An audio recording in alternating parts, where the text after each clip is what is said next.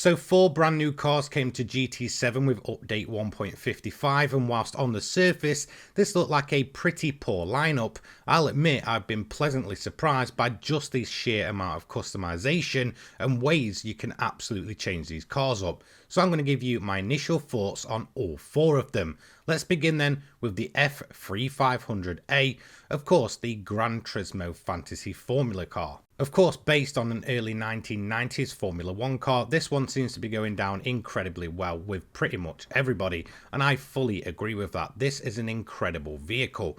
Now, in terms of the price point, it's going to set you back 1 million credits, so it's really not that expensive. As you can see, it has a PP rating of 984.06. It has a displacement of 3,496cc. The drivetrain is MR, a max power of 773. Now, in terms of the weight, it weighs only 505 kilograms and is of course naturally aspirated. And while the noise this thing makes is an absolute scream from the gods. Now, this car is currently the highlight of the new online time trial, in which you can go ahead and absolutely blast this thing around Monza, so you can begin to get plenty of time behind the wheel. Now, in terms of the livery community, of course, they are going to go absolutely crazy with this one. There's already a massive amount of liveries for this. However, the most surprising feature for me was the fact that it features customizable parts with multiple different front wing options, multiple different side options, which change the overall engine cover and the way that the car looks. And in terms of the rear wings, we also have options there. This is absolutely incredible, and I hope Polyphony take note of just how awesome this is. Now, in terms of the car itself, it certainly isn't the easiest thing to drive in the world, by no means. This is a serious bit of kit, and it only takes one slight overdrive and all of a sudden you'll find yourself in the barrier. By no means is that a bad thing though. I like when a car has a pretty steep learning curve. Again, for someone like me with over 2,000 hours in game, it's nice to actually find a car that isn't the easiest to drive straight away, and I really have to learn to get the most out of it.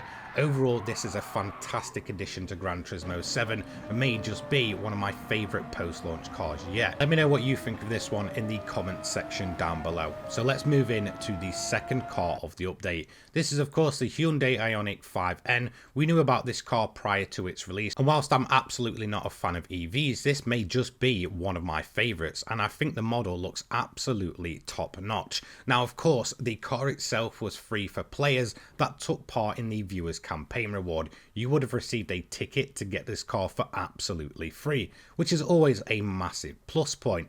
Now, in terms of the car itself though, if you do want to buy another one, or maybe you didn't enter the viewers campaign, it will set you back only 85,000 credits, which really isn't that much. Now, as for the specs and stats on this one, it has a PP rating of 568.72. Of course, we don't have any displacement for this one. It is 4-wheel drive and puts out a pretty major 641 brake horsepower. However, there is a drawback to that. It does weigh a whopping 2,210 kilograms, and of course the aspiration is EV or electric vehicle. However, I would say don't let that put you off this car, because it is surprisingly enjoyable to drive, especially considering the modifications on this one and tuning parts actually change up the way the car is, which typically is almost non-existent for EVs. Now, another thing that I do appreciate is that this has a lot of different body options and customization options, including this pretty wild wide body kit, and there is a reason for that. I'll explain it pretty soon. Now, in terms of the wheel options, again, there's plenty to choose from here. However, a few options will be locked off. You can go for the higher inch, or you can go for a lower. You can also have wide width, but no wider offset. Now, in terms of the car itself, I do appreciate the fact that it will change up depending if you have a non-wide body version or a wide body version. Now, if you want to get the most out of this car and kind of really take advantage of what you may have noticed there, the huge rear wing, then I fully recommend going for the wide body option, in which you can turn it into the Pikes Peak variant, which is absolutely insane. Again, adding plenty of personality to a car that, well, could have been incredibly boring. So once again, Polyphony has gone the extra mile when it comes to customization for both these cars so far in this update. Now, Now in terms of the way it drives, I will fully admit that straight out of the box this car just isn't very fun. It's incredibly heavy, it takes an eternity to slow down. However, as mentioned, if you want to get the most out of it, it does have tuning parts which really shape up and change the way this car drives, and I massively appreciate that, especially for an EV, which as I've mentioned are typically absolutely dreadful in this game. This is perhaps one of the only EVs where it is genuinely fun, and you'll probably also notice that thankfully we don't have that high-pitched squeal that typically comes with the EVs in games. It does have a fake kind of exhaust sounding system. However, I will fully admit the first ever time I drove this car, I just wasn't impressed. I attempted to drive it without any single modification to it, and it was absolutely awful. But again, after just throwing a few parts on it, it almost changed up the car entirely. And as I mentioned, if you want to go for the ultra aggressive Pikes Peak style of this car, you can go ahead and do it, and I fully recommend it. It's incredible fun and it looks absolutely insane. However, there is a drawback. This car doesn't feature the option to have dirt or snow tires, which I feel like is a massive missed opportunity. However, I know this isn't saying much. This is perhaps the most fun and enjoyable EV that we've ever had in Gran Turismo 7, and I massively appreciate that ridiculous looking Pikes Peak body kit. So let's move on to the third car then. This is the Toyota C-HR S. Of course, this car is basically a full MPC commuter car. Some people seem to really appreciate this car and others absolutely despise it already. Now in terms of the price point and specs, this thing will set you back only 26,000 credits. However, I might even say that could possibly be a little bit too much, at least for the standard model anyway. Now in terms of the PP rating, it's 556.40, a displacement of 1797 cc, a drivetrain of FF or front wheel drive, max power of 136 brake horsepower. It does weigh a pretty hefty 1440 kilograms and is naturally aspirated. One thing that did really annoy me is the fact that the car only features an automatic option, which I feel like is a major drawback. However, where this car, once again, just like the Hyundai and of course the F3500, gets absolutely incredible is when it comes to the customization options. So again, with the wheels, there's plenty of options available. Some will be locked off for this specific car. However, where things massively change up is just how ridiculous you can make this thing look. Whether you want to go for incredibly huge wheels or incredibly small wheels, give it huge wide tires, or go ahead and stick some of the most insane aero I've ever seen for this type of vehicle on. You can go ahead and really change up this car. And again, I believe it's based on the Nürburgring 24-hour body kit from, I believe, back in like 2016 or something like that. Again, I'm not hugely clued up on this car, but it does massively change up the way the car looks and actually feels. We also have a rally body kit option as well, if you want to go ahead and give yourself Gran Turismo 4 vibes.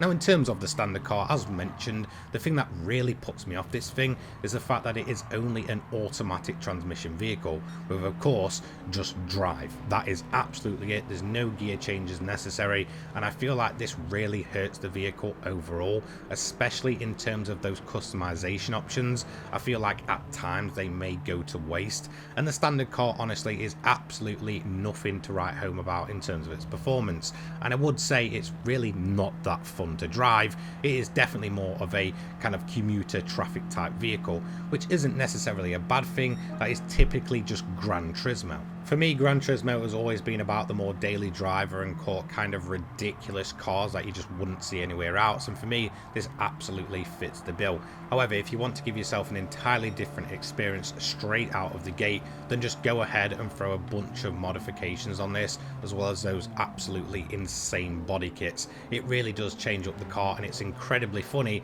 to watch it go up against supercars in the replay. Again, it's typically not that quick due to the fact that it is limited to a automatic transmission, which again I think is a massive shame, but overall you can still have a decent amount of fun here and probably create a few memes along the way. I certainly think your amount of mileage for this vehicle is going to vary depending on the type of Gran Turismo player you are.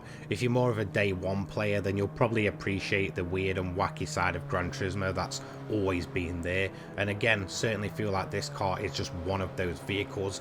But maybe if you came in with Gran Turismo Sport and you want just more pure race cars, then this one might not be for you. Oh, and shout out to Polyphony for the absolutely huge exhaust on this one. It is ridiculous. Let's move on then to the final car of the update. This is the Honda Civic EF. Now, I'm a huge Honda fanboy, and for me the EF is the Civic that we never really see much of, so I genuinely really appreciate this one. Again, it feels like a car that is a kind of must for Gran Turismo. So the car itself is going to set you back a fairly hefty 61,600 credits, which is more than the likes of the EG as well. However, that's really still not much. It has a PP rating of 393.51. It does have some mileage on it, of course, only available from the used car dealer at just under 10,000 miles. It has a displacement of 1,590cc, FF drivetrain, 128 brake horsepower. However, it is incredibly light at 910 kilograms,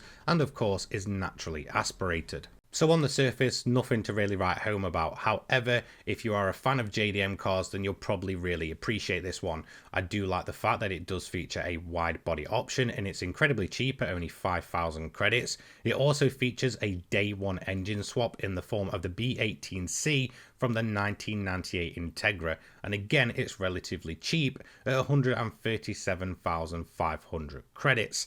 Now, in terms of the car itself, as you can guess, this one features a ton of customization options, and a little bit like the Hyundai, it will change up depending on your type of body, whether you've got the standard or the wide body on. And again, I do recommend going for the more wide body option, as those options on that vehicle are incredibly insane, including a cutout rear bumper. So definitely one thing I want to give praise to Polyphony for is the fact that whilst on the surface the cars might not be the most interesting in the world, I feel like they absolutely nailed it with the customization, and I hope they continue this going forward. Now, one thing I did not expect was the fact that this car does feature a bonnet bra. Yep, 100% you can go ahead and do this to your EF. And as mentioned, if you want to go for the wide body option, expect to make this thing look incredibly aggressive. Again, it does have that cutout rear bumper option, which I think looks absolutely insane. Again, a rear customization part for GT7. So how does the car actually handle when it comes to driving it around and of course pushing it to its max on track? Well, I was kind of surprised. I think it's just due to the overall new physics and handling changes for this update, but the EF felt absolutely incredible to just throw around the track in its standard form.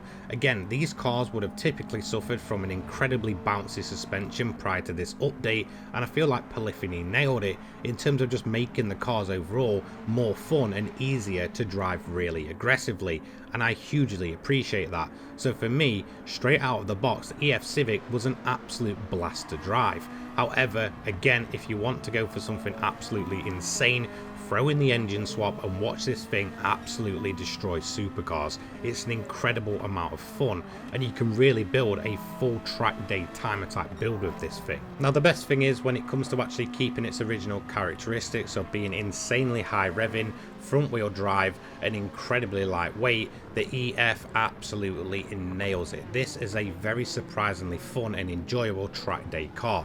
I fully recommend every single player possible to go ahead, swap it up and watch it absolutely fly. So I'll admit, on the surface this update looked to be pretty disappointing. There was nothing that really tickled my fancy, maybe the Honda and the Formula car at most. However, once you start deep diving into every single one of these cars, this might just be one of the craziest lineup of customizable vehicles that we've ever received in Gran Turismo 7, and I feel like in terms of that customization, it really sets the standard going forward. Anyway, let me know what you think in the comment section down below. I will see you in the next one. Take care, guys. Peace.